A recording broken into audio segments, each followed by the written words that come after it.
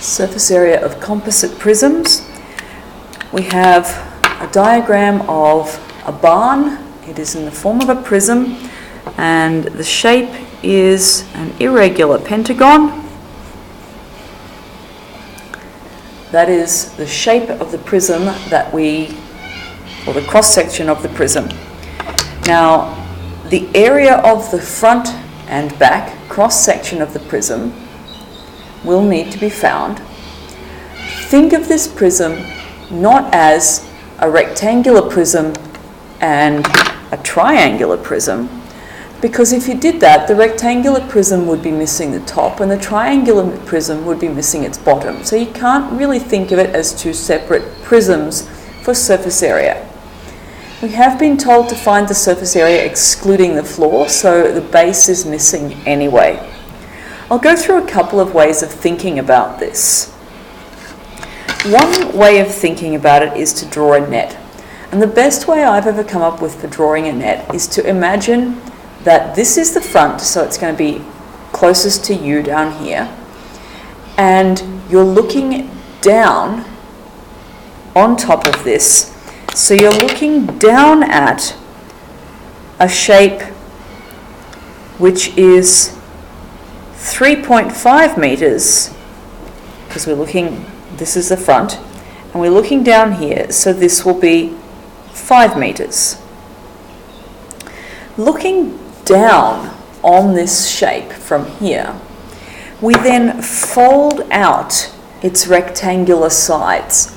So here, when I fold out this side, that will be 3 meters coming down here. So that will be another 3 meter rectangle. Obviously, if you're doing this properly, you use a ruler. Please use a ruler. I missed out one measurement, I'm sorry, so I'm going to put this in. It should have been in the diagram. We could have used Pythagoras to find this length. If that was missing, we'd work out that this is 1.75 meters and this is 1 meter. And we'll use Pythagoras to find that because we want this distance. So just hopping over here, 1.75, find C.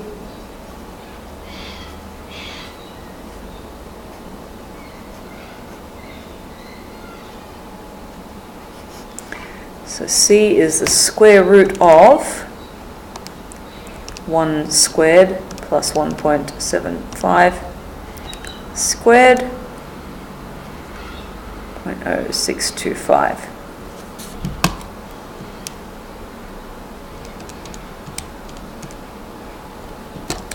I would probably just leave it like that because we'll have to use this measurement anyway.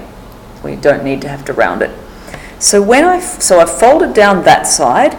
Let's fold down this side here as well, because that's another 3 meter rectangle coming down this way. So remember, we're looking down, folding out the two sides of the house. And then there's 2 roof values that fold down from there. And we worked out that those were the square root of 4.0625. Let's just pop that in there. So that's the full long rectangle that wraps around this pentagonal prism. Remembering that we are not including the floor of the prism, so that gets left out. Then, of course, the front and back have to fold down this way. So you've got a very poorly drawn house there and there. Again, please use a ruler. Now, when you've folded down from this corner here, that and that were joined, so they must both be 3. Whoops, same here.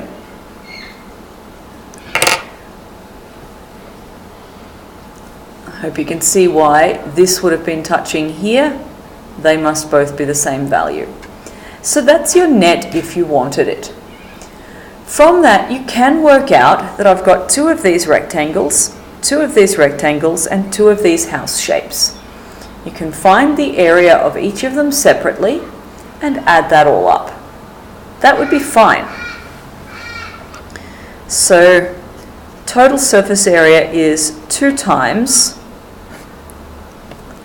the area of our cross section plus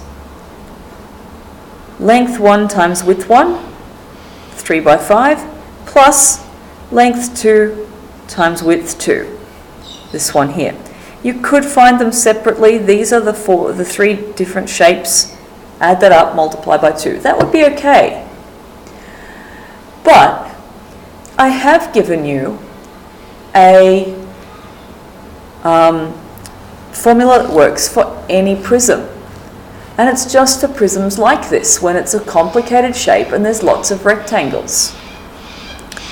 Total surface area is 2 times the area of the cross-sectional face plus the perimeter times the height of the prism.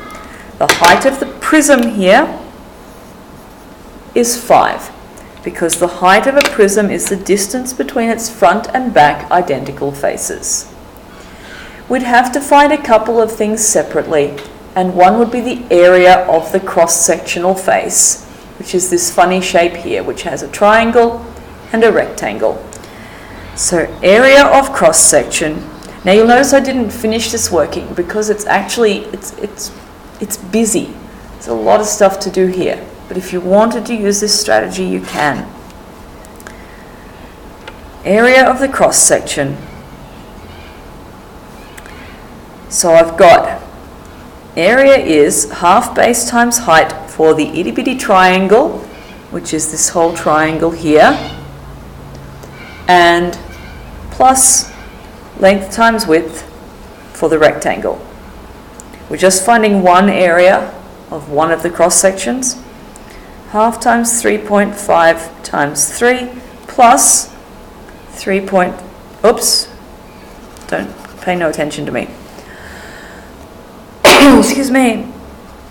We're doing the triangle, of course. Half times 3.5, because that's all the way across the triangle, times 1, plus length times width of this rectangle, which is 3.5 times 3.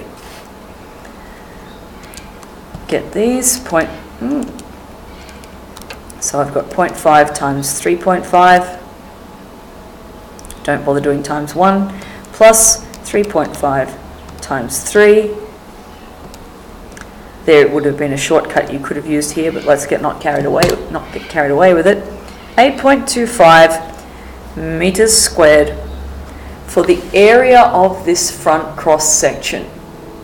That's the A in this formula, because you need 2 of those, the front and the back. Now, the perimeter of that shape. The perimeter of the shape is this, this, this, this, and this. And that's exactly the same as this bit, and this bit. But we're not using that 3.5 because we don't want that rectangle in it. So it's going to be only the perimeter of the top part of the shape, not the floor. So we work this out. 2 times the area is 2 times 8.25 plus we get the perimeter. I want the square root, the square root of 4.0625. I want 2 of those, plus I want these 2 3s, so that's 6. 10.0311. So that's this much of the perimeter times the height of the prism, which is 5.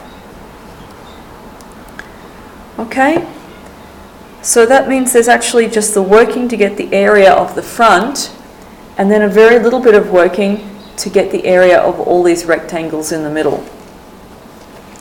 So I've already got this in my calculator, so I might as well say times 5 for this one, plus 2 times 8.25, 66.66